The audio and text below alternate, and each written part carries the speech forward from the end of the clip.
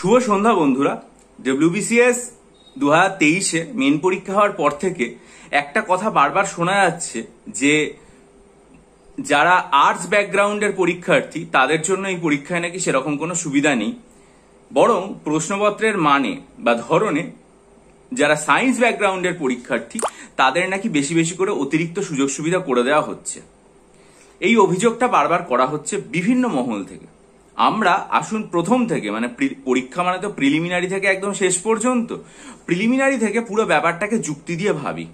প্রিলিমিনারিতে আমাদের কি কি পড়তে হয়? ইংরেজি পড়তে হয়, ইন্ডিয়ান ন্যাশনাল মুভমেন্ট পড়তে হয়, ইন্ডিয়ান হিস্ট্রি পড়তে হয়, জিওগ্রাফি পড়তে হয়, তারপরে পড়তে হয় হচ্ছে আমাদের কারেন্ট অ্যাফেয়ার্স, তারপরে পড়তে হয় ম্যাথ জিআই, তারপরে আমাদের পড়তে হয় সায়েন্স এবং তারপরে আমাদের পড়তে হয় পলিটি অ্যান্ড ইকোনমি। তার মধ্যে আমরা কারেন্ট অ্যাফেয়ার্সটাকে বাদ রাখলাম কারণ সেটা কোনো অংশের মধ্যেই পড়ে না। বাকি যেগুলো ইংরেজি, আমরা সবাই জানি এটা আর্টসের subject. History and national movement মানে এনশিয়েন্ট মিডিয়াভাল এবং মডার্ন ইন্ডিয়া নিয়ে যে 50 নম্বর, এটাও আমাদের আর্টসের সাবজেক্ট। জিওগ্রাফি আর্টসের সাবজেক্ট, পলিটি অ্যান্ড ইকোনমি আর্টসের সাবজেক্ট। আমরা যোগ করি 25 যোগ 25 যোগ 25 যোগ 25 যোগ 25, 5 5 25 মানে 100, 5 5 মানে 25 ইন্টু 5 মানে কত হয়? 125 নম্বর হয়। সায়েন্সে কত থাকে? সায়েন্সে থাকে হচ্ছে 25 নম্বর, ফিজিক্স কেমিস্ট্রি বায়োলজি মিলিয়ে। আর তার সাথে থাকে ম্যাথ বা জিআই বা রিজনিং, সেটা কত থাকে? সেটা থাকে 25 নম্বর, তাহলে 50। তাহলে প্রিলিমস অর্থাৎ প্রথম ধাপের যে পরীক্ষাটা মানে যেটাতে সব থেকে বেশি ছাঁটাই করা হয় বা বাদ দেওয়া হয়, স্ক্রিনিং টেস্ট যেটা, সেটাতে সায়েন্সের প্রভাব হচ্ছে 50 নম্বর। মানে সায়েন্সের ব্যাকগ্রাউন্ড থেকে যারা লেখাপড়া করে এসছে তাদের সুবিধা পাওয়ার জায়গা হচ্ছে মাত্র 50 নম্বর। আর যারা আর্টস ব্যাকগ্রাউন্ডের পরীক্ষার্থী তাদের সুবিধা পাওয়ার জায়গা হচ্ছে 125 নম্বর। তাহলে কি করে মানে বলা হচ্ছে এটা যে সায়েন্স ব্যাকগ্রাউন্ডের পরীক্ষার্থীদের সুবিধা করে দেওয়া হয়? এরপরে আমরা আসছি মেন্সের জায়গাতে। মেন্সে যদি আমরা হিসাব করি কি দেখবো? 200 নম্বর বাংলা, 200 নম্বর ইংরেজি, পেপার 3তে ইতিহাস ভূগোলে 200 নম্বর, পলিটি এবং ইকোনমিতে 200 নম্বর। তাহলে 200 যোগ 200 যোগ 200 যোগ 200, 800 নম্বর। সেখানে সায়েন্সের পেপার 4th পেপার যেটা মানে যেটাতে সায়েন্সের অংশগুলো থাকে সেটা, এবং তার সাথে পেপার 6 যেটা ম্যাথ এবং রিজনিং, সেটা হচ্ছে 200। তাহলে 200 আর 200 400। তাহলে কি হলো? মেন্সের ক্ষেত্রে 400 নম্বর হচ্ছে আমাদের মানে আর্টস ব্যাকগ্রাউন্ডে এই সায়েন্স ব্যাকগ্রাউন্ডের স্টুডেন্টদের, আর 800 নম্বর হচ্ছে আর্টস ব্যাকগ্রাউন্ডের। একটা যুক্তি অনেকে দিতে পারেন আমাকে পাল্টা, সেটা হচ্ছে ইদানিং জিওগ্রাফি এবং ইকোনমিতে হয় সায়েন্স অর্থাৎ এমএসসি হয়, ইকোনমিক্স এবং জিওগ্রাফি দুটোতেই। কখন হয়? যখন সেগুলোর সাথে ম্যাথামেটিক্স থাকে তখন সেগুলোতে এমএসসি এবং বিএসসি অনার্স হয়। তাহলে পাল্টা যুক্তি হিসাবে আমি এটা বলবো, সেটা হচ্ছে পেপার 4 যেটা, সেখানে ফিজিক্স কেমিস্ট্রি ইএনভিএস এবং বায়োলজি বা টেকনোলজি সব মিলিয়ে 100 থেকে 125 নম্বর থাকে। বাকি যে অংশটা থাকে 75 থেকে 100 নম্বর, সেটা কিন্তু সায়েন্সের মধ্যে পড়ে না। স্ট্যাটিক জিকে কোনো অবস্থাতেই সায়েন্সের মধ্যে কিন্তু পড়ে না, কারেন্ট অ্যাফেয়ার্স তো সায়েন্সের মধ্যে পড়ে না। আমি এগুলোকে পুরোটাই ধরে নিয়েছি যে এগুলো সায়েন্সের পেপারের মধ্যেই হবে। তাহলে এই হিসাবে যদি আমরা দেখি, তাহলে যেটা দেখতে পাবো সেটা হচ্ছে মেন পরীক্ষার ক্ষেত্রে আমাদের 800 নম্বর আর্টস ব্যাকগ্রাউন্ডের হিসাবে আর 400 নম্বর সায়েন্সের ব্যাকগ্রাউন্ডের হিসাবে। তাহলে কিভাবে আমরা এই অভিযোগটা করতে পারি যে আর্টস ব্যাকগ্রাউন্ডের যারা পরীক্ষার্থী তাদেরকে বেশি কম সুবিধা দেওয়া হচ্ছে আর সায়েন্স ব্যাকগ্রাউন্ডের পরীক্ষার্থীদের বেশি সুবিধা দেওয়া হচ্ছে?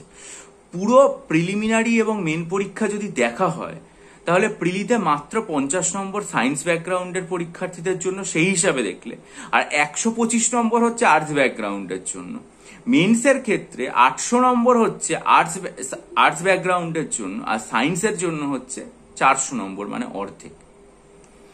এবারে একটা যুক্তি আসবে, সেটা হচ্ছে যে আর্টস ব্যাকগ্রাউন্ডের সায়েন্স ব্যাকগ্রাউন্ডে প্রশ্নপত্র উচ্চ মাধ্যমিক লেভেলের থেকে দেওয়া হচ্ছে।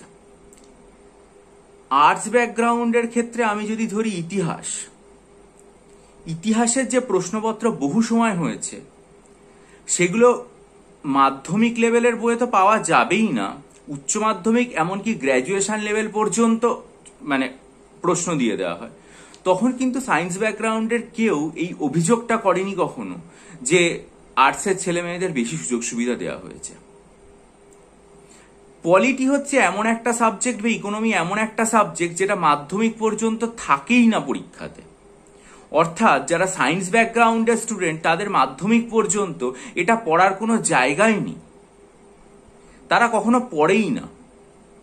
সেটা পড়া শুরু হয় হচ্ছে উচ্চ মাধ্যমিক লেভেল থেকে এবং তার পরবর্তীকালে।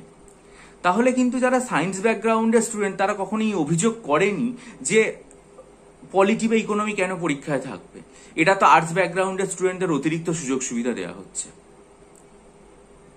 এবং আরো একটা ব্যাপার, সেটা হচ্ছে আপনারা 2015 থেকে 2019 পর্যন্ত এবং 2021-22-এর সময়কালও খুলে দেখবেন বিভিন্ন প্রশ্নপত্রগুলো, যেখানে কখনো ইকোনমি, কখনো পলিটি, কখনো জিওগ্রাফি এবং কখনো ইন্ডিয়ান হিস্ট্রি, যেমন 2015-র ইন্ডিয়ান হিস্ট্রি, 2016-তে ইন্ডিয়ান জিওগ্রাফি, আবার 2019-এ ইন্ডিয়ান ইকোনমি, আবার কোনোবার ইন্ডিয়ান পলিটি থেকে এমন লেভেলের প্রশ্নপত্র করা হয়েছে যেগুলো পড়তে গেলে মাধ্যমিক বা উচ্চ মাধ্যমিক বাদ দিন অনেক গভীরে জ্ঞান অর্জন করে তবে পরীক্ষা দিতে হয়।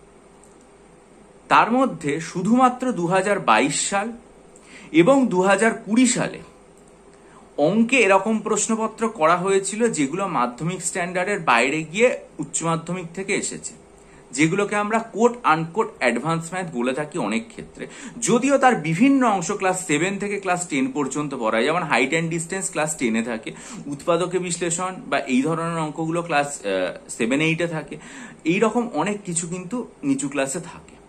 তারপরেও আমার মনে হয় যে এই যে সায়েন্স আর্টসের বিভাজন করে দেওয়া, যে সায়েন্সের পরীক্ষার্থীদের বেশি সুযোগ সুবিধা করে দেওয়া হচ্ছে প্রশ্নপত্রে, এটা কিন্তু বলা একেবারেই ঠিক নয়।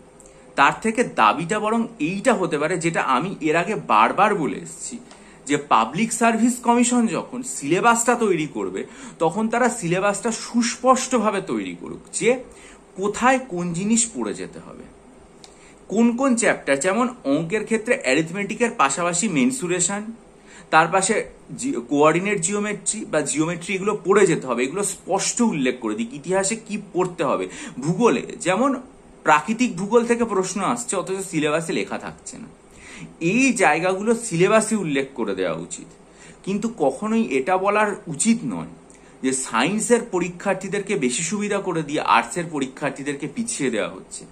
কারণ কখনো অধিকাংশ সময়ের প্রশ্নপত্র যদি দেখা যায় 2014 থেকে 2023, আপনারা যদি 10 বছরের প্রশ্নপত্র দেখেন মেন্সে, সবসময়ই দেখবেন বা হয়তো 7-8 বছর দেখবেন যে আর্টস বিভাগ, কোট আনকোট আর্টস বিভাগের প্রশ্নপত্র অনেক কঠিন হয়েছে। 2-3 বছর হয়তো সায়েন্স বিভাগের প্রশ্নপত্র কঠিন হয়েছে বা হচ্ছে। সুতরাং প্রতিযোগিতামূলক পরীক্ষার সময় আমাদের কিন্তু এই যে বিভাজন, এটা দিয়ে আমরা নিজেদের মনকে সান্ত্বনা দিতে পারি, নিজেদের অপারগতাটাকে ঢাকতে পারবো না পরীক্ষাতে, বরং যা যা পারি না সেটা আমাদের শিখতে হবে। পলিটিক্যাল সায়েন্স ব্যাকগ্রাউন্ডের একজন পরীক্ষার্থী, আমারই ছাত্র, খুবই প্রিয় ছাত্র, সে আমাকে একটা কথা বলেছে যেটা আমি সবসময় মনে রাখি, যে স্যার, পেছোতে পেছোতে পিঠ যখন আমাদের পেরেকে ঠেকে যাবে তখন কি পারি না সেই অভিযোগ করে লাভ নেই, পেরে নিতে হবে। পারার জন্য যা যা প্রয়োজন সেটা করতে পারে, কি শেখা হয়ে ওঠেনি বা কেন হচ্ছে না সেটা বলে লাভ নেই, বরং শিখে নিতে হবে। এবং সবচেয়ে বড় কথা, পেছনে যখন আর যাওয়ার কোনো জায়গা নেই তখন সামনের দিকেই এগিয়ে যেতে হবে। সুতরাং সায়েন্স ব্যাকগ্রাউন্ডের পরীক্ষার্থীরা সুবিধা পেয়ে যাচ্ছে বলে আমরা আর্টস ব্যাকগ্রাউন্ড পিছিয়ে পড়ব।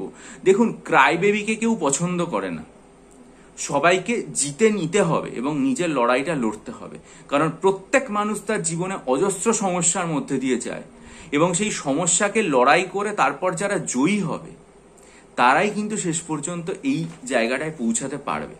সুতরাং এটা সবসময় হতে পারে। যেমন আমি এই কথাটাও বারবার বলি যে পাবলিক সার্ভিস কমিশনের উচিত পরীক্ষার্থীদের প্রশ্নপত্র ইংরেজির পাশাপাশি বাংলায় করা, কারণ একটা লেভেল প্লেইং ফিল্ড তৈরি করে দেওয়া উচিত প্রিলিমসের মতো মেন্সে, বা সিলেবাসটাকে সুস্পষ্ট করে দেওয়া যে কি কি পড়তে হবে। আমি লিখলাম কম্পোজিশন সিলেবাসে, পরীক্ষায় দিয়ে দিলাম এসে, এরকম যেন না হয়। আমি প্রশ্নে লিখলাম হচ্ছে সম্পাদকীয় প্রতিবেদন সিলেবাসে, আর পরীক্ষায় দিয়ে দিলাম শুধু প্রতিবেদন, এরকম যেন না হয়, এতে পরীক্ষার্থীদের সমস্যা হয়। বা সিলেবাসের স্ট্যান্ডার্ড, সেটা প্রশ্নে লেখা আছে মাধ্যমিক কিন্তু প্রশ্ন আসছে উচ্চ মাধ্যমিক বা তার উপর থেকে, এটা নয়, বলে দেওয়া হোক তাহলে যে গ্র্যাজুয়েশন লেভেলের পরীক্ষা গ্র্যাজুয়েশন স্ট্যান্ডার্ড হবে। কিন্তু তার জন্যে আমাকে সুবিধা দেওয়া হচ্ছে না পরীক্ষাতে, আমি তাহলে কি করব বলে কান্নাকাটি করব, এইটা একদম ঠিক নয়। কারণ যদি আমরা এই সমস্ত আবেগকে দূরে সরিয়ে রেখে নৈবৃত্তিকভাবে দেখি, তাহলে কিন্তু শেষ পর্যন্ত বলতে হবে আর্টস ব্যাকগ্রাউন্ডের ওপরেই জোর, এবং সেটা নম্বর যেটা আমি বললাম সেটাই বেশি, কখনোই সেটা সায়েন্সের ক্ষেত্রে নয়। তাই আমরা যারা যেদিকে দুর্বল, যে সায়েন্সের পড়েছে সেও, যে বায়োলজি নিয়ে পড়েছে সে অঙ্কে দুর্বল, ফিজিক্সে দুর্বল, যে ফিজিক্স নিয়ে পড়েছে সে বায়োলজিতে দুর্বল, যে বাংলা নিয়ে পড়েছে সে ইংরেজিতে দুর্বল, যে ইংরেজি নিয়ে পড়েছে সে ইতিহাসে দুর্বল, যে ইকোনমিক্স নিয়ে পড়েছে সে পলিটিতে দুর্বল। কারণ আমাদের তো যত উপরের দিকে উঠি সেটা পিরামিডের মতো আমাদের বিষয় কমতে থাকে, এবং একটা বিষয় বা দুটো বিষয় আমরা গভীরভাবে পড়ি। তাই এই ধরনের বিতর্কগুলোকে আমার মনে হয় মনে রেখে কোনো লাভ নেই। গভীরভাবে আমাদের অধ্যয়ন করা উচিত, যার যে বিষয়ে দুর্বলতা সেই বিষয়টাকে সামনে রেখে, যাতে সামনের প্রিলিমস এবং সামনের মেন্স আমরা নিখুঁতভাবে প্রস্তুতি নিতে পারি। আর মন থেকে এই রকম দ্বিধাবোধ ঝেড়ে ফেলে যে কাউকে সুবিধা দেওয়া হচ্ছে প্রশ্নপত্রে, এটা একেবারেই করা উচিত না। কারণ এই ধারণাটা নিলে আমরা নিজেরাই আটকে পড়বো, সেই ফাঁদে এগোতে পারবো না। এই বলে ভিডিও শেষ করলাম। যদি ভালো লাগে লাইক করবেন, বন্ধুদের মাঝে শেয়ার করবেন, আপনাদের মতামত দিয়ে কমেন্ট সেকশনে অবশ্যই জানাবেন, এবং চ্যানেলটা সাবস্ক্রাইব করে বেল আইকন প্রেস করে দেবেন, যাতে সমস্ত বিশ্লেষণ সহ ভিডিও আরো ভালো করে পেতে পারেন। ভালো থাকুন, বিজয়ী হন, সফল হন।